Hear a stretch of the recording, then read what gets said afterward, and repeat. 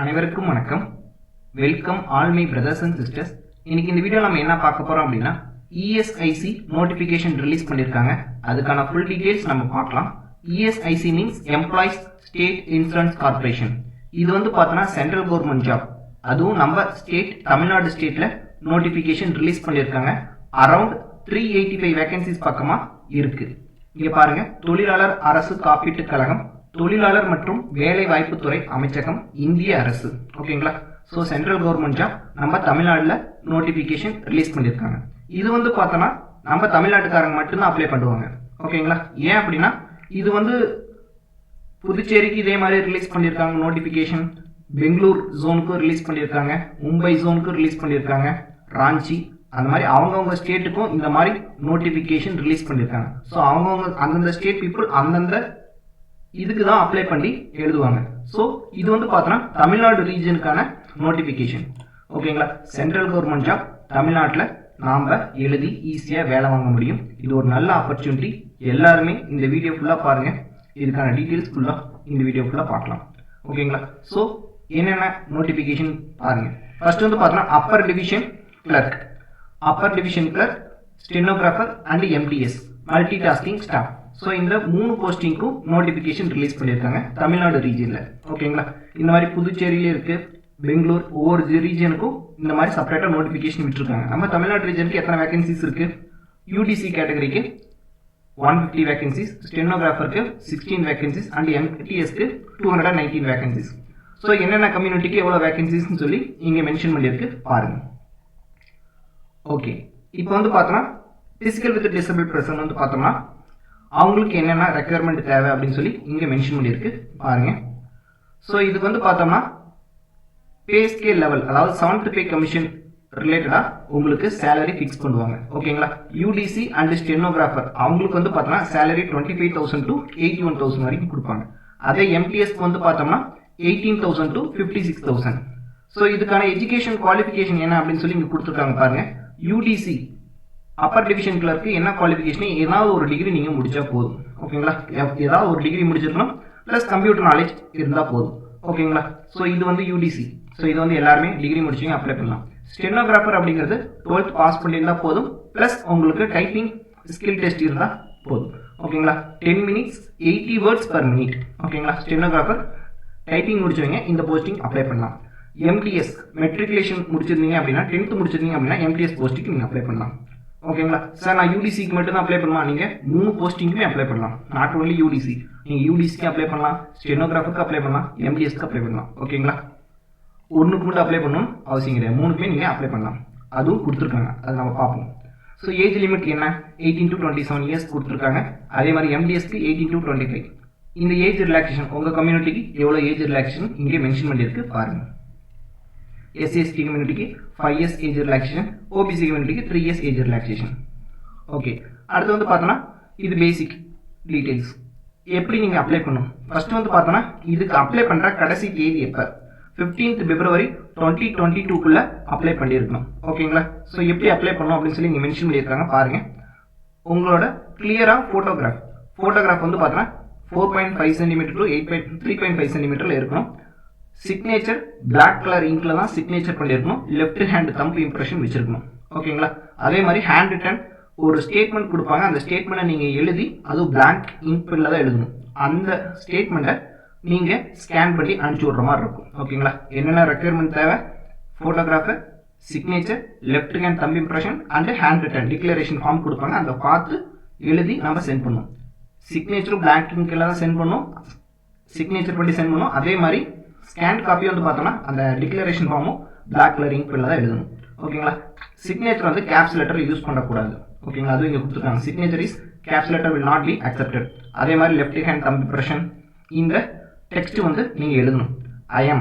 ஐ உங்களோட name here by declare that all information, இந்த statement எழுதி அதை ஸ்கேன் பண்ணி அப்லோட் பண்ணணும். மேற்கொண்டு உங்களோட மெயில் ஐடி கம்பல்சரி இருக்கணும். மெயில் ஐடி வந்து பார்த்தா அப்படின்னா மெயில் ஐடியும் மொபைல் நம்பரும் ப்ராப்பராக கொடுங்க. ஸோ இந்த நல்ல ஆப்பர்ச்சுனிட்டி, இந்த ஆப்பர்ச்சுனிட்டி மிஸ் பண்ணிடாதீங்க. சென்ட்ரல் கவர்மெண்ட் ஜாப் தமிழ்நாட்டில் கிடைக்க போகுது. அந்த தமிழ்நாட்டில் ESIC இன்சூரன்ஸ் கார்பரேஷன். ஓகேங்களா? ஸோ அது தமிழ்நாடு பீப்புள் மட்டும் தான் அப்ளை பண்ணுவாங்க. காம்படிஷன் ரொம்ப கம்மி. மோர் தென் 385 வேகன்சிஸ் பக்கமா இருக்கு. எல்லாரும் அப்ளை பண்ணுங்க. கண்டிப்பா இந்த எக்ஸாம்ல கிளியர் பண்ணி வேலைக்கு போக முடியும். ஓகேங்களா? இது காம்படிஷன் ரொம்ப கம்மி. ஸோ அதனால நீங்க அப்ளை பண்ணுங்க, தாராளமாக அப்ளை பண்ணுங்க. So application, registration form, payment fee, document scanning பண்ணி அப்லோட் பண்ணுறேன். எல்லா இதுக்கும் எப்படி அப்லோட் பண்ணீங்களா அதே பேசிக் டீடைல்ஸ் தான். எந்த வெப்சைட்டில் போய் அப்லோட் பண்ணுறது அப்படின்னா www.esic.nic.in இந்த வெப்சைட்டில் போய் நீங்கள் அப்லோட் பண்ணுங்க. ஓகேங்களா? அந்த சிக்னேச்சர், பேசிக் டீடைல்ஸ்லாம் இருக்கும். அந்த ஃபார்ம் ஃபில் பண்ணிட்டு signature, thumb impression and photography and அந்த டிக்ளரேஷன் ஃபார்ம் ஸ்கேன் பண்ணி அனுப்பிச்சு விட்ற மாதிரி இருக்கும்.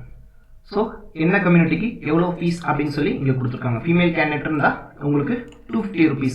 இதே ஆல் அதர் கேட்டகரியாக இருந்துச்சு அப்படின்னா 500 rupees. அதே மாதிரி பேமெண்ட் ஃபீஸ் வந்து பார்த்தீங்கன்னா ஆன்லைனில் தான் பேமெண்ட் பண்ணுற மாதிரி இருக்கும். Okay, document scanning and uploading. எந்தெந்த டாக்குமெண்ட் என்னென்ன பிக்சலில் இருக்கணும் அப்படின்னு சொல்லி இங்கே கொடுத்துருக்காங்க பாருங்கள்.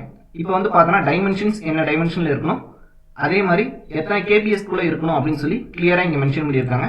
இது பாருங்கள். ஓகேங்களா? ஸோ இதெல்லாம் நீங்களே ஈஸியாக பண்ணலாம்.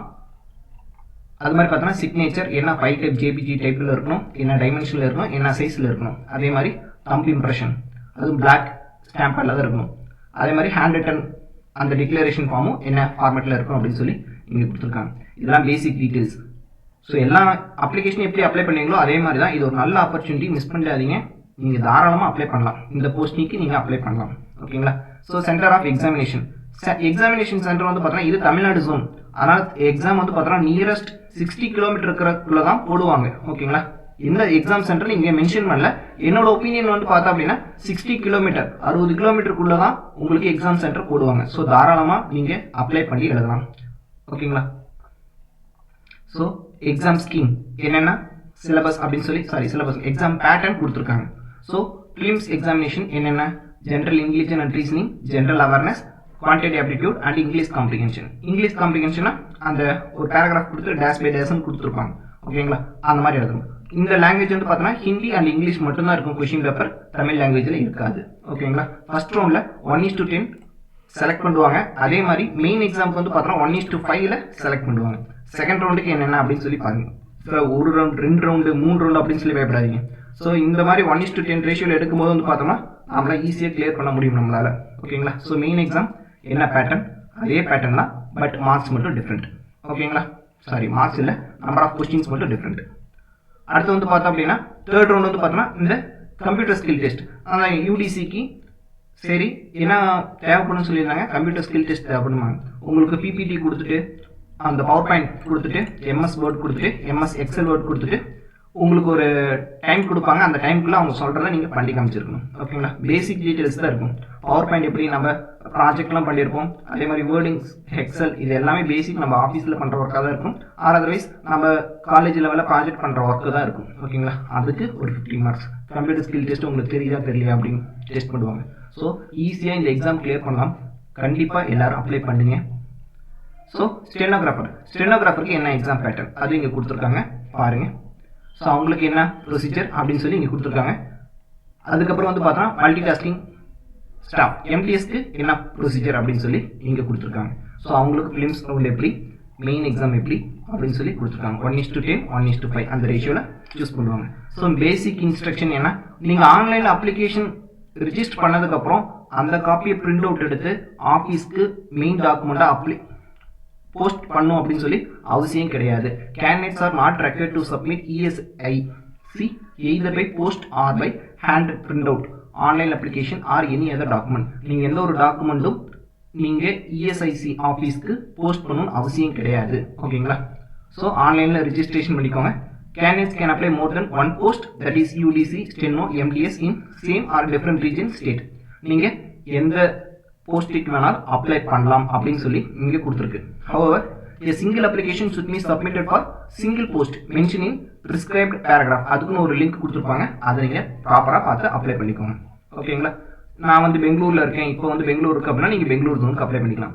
தமிழ்நாடுனா தமிழ்நாடு அப்ளை பண்ணலாம். ஸோ இது இந்தியா லெவலில் எல்லா ஸ்டேட்லையும் இந்த நோட்டிஃபிகேஷன் ரிலீஸ் பண்ணியிருக்காங்க. Not only for Tamil Nadu, including Puducherry, union territories, Jammu and Kashmir, Ranchi, Mumbai, Bangalore எல்லா ஸ்டேட்டுமே ரிலீஸ் பண்ணியிருக்காங்க. ஸோ இது வந்து பார்த்தோன்னா அப்ளை பண்ணுறது ரொம்ப கம்மியான பேர் தான் அப்ளை பண்ணுவாங்க. இது ஒரு நல்ல ஆப்பர்ச்சுனிட்டி, மிஸ் பண்ணிடாதீங்க. கண்டிப்பாக அப்ளை பண்ணுங்க, உங்களால் ஈஸியாக கிளியர் பண்ண முடியும். ஓகேங்களா. ஸோ 3 ரவுண்ட் இருக்குன்னு பயப்படாதீங்க, எல்லாம் பேசிக்கான டீட்டெயில்ஸ் தான். ஓகேங்களா. இங்கிலீஷ், அதனால் எனக்கு இங்கிலீஷ் தெரியாதுன்னு இங்கிலீஷும் பாருங்கள், உங்கள் லக்குக்கு வந்து பார்த்தோன்னா இங்கிலீஷ் கொஞ்சம் எஃபர்ட் போட்டாலே போதும். இங்கிலீஷ்னால் நான் பயப்பட அவசியம் கிடையாது, இங்கிலீஷ்லாம் ஈஸி தான். ஸோ பாருங்கள், இதெல்லாம் பேசிக் டீட்டெயில்ஸ் தான். ஓகேங்களா. ஸோ இந்த வீடியோ பிடிச்சிருந்தா லைக் பண்ணுங்கள், ஷேர் பண்ணுங்கள், சப்ஸ்கிரைப் பண்ணுங்கள், மறக்காமல் நம்ம டெலகிராம் சேனலில் ஜாயின் பண்ணுங்கள். இந்த வீடியோ பிடிச்சிருக்கா இல்லையா அப்படின்னு சொல்லி கீழே கமெண்ட் செக்ஷனில் கமெண்ட் பண்ணுங்கள். நான் எந்த நோட்டிஃபிகேஷன் சொல்ல மாட்டேன், சென்ட்ரல் கவர்மெண்ட் அதுவும் தமிழ்நாடு ஸ்டேட் லெவலில் என்ன போஸ்டிங் இருக்கோ அதுக்கு நான் இந்த மாதிரி நோட்டிஃபிகேஷன் ரிலீஸ் பண்ணதை நான் அப்லோட் பண்ணுவேன். பாருங்கள், நம்ம டெலகிராம் சேனலில் ஜாயின் பண்ணுங்கள். Important update notification, important question அதில் அப்டேட் ஆகிட்டே இருக்கும். மறக்காமல் நம்ம சேனலை சப்ஸ்கிரைப் பண்ணுங்கள். Subscribe our YouTube channel time to save. Okay. So ஃபைனலாக வந்து பார்த்தா அப்படின்னா இந்த டிக்ளரேஷன் எப்படி ஃபார்ம் அப்ளை பண்ணணும், இதெல்லாம் பேசிக்கான டீட்டெயில்ஸ் தான். இது எல்லா எக்ஸாமுக்கு என்னவோ அதுதான் இங்கே கொடுத்துருப்பாங்க.